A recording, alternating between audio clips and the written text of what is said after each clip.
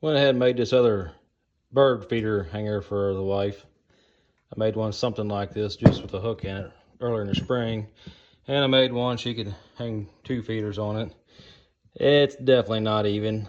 It's got one whole twist, but one's definitely tighter than the other one, and it's centered but not centered, as you could see. Took the Dremel and put the little designs around it. Couldn't really do that side very well because I couldn't really get the grinder in there very well to grind it, to get the angle on it. But anyway, there it is.